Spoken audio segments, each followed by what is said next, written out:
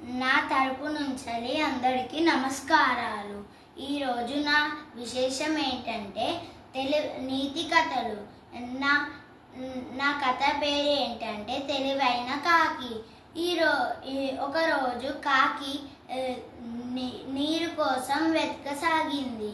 అప్పుడు నీళ్ళు ఎక్కడ దొరకసాగే కాడికి కాకి కంగారు పడ్డది.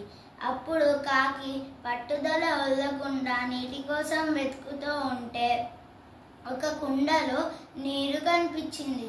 కానీ ఆ నీరు లోతుగా ఉన్నది.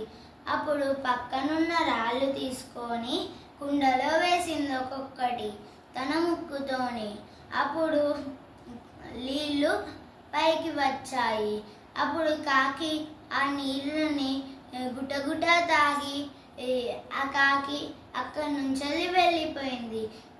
నా కథ నీతి ఏంటంటే మనం ఎప్పుడు మన తెలివిని వాడాలి, కానీ ఇది నాకు రాదు, ఇది నేను చెయ్యను అని వదిలిపెట్టద్దు. Like and share and subscribe to our channel.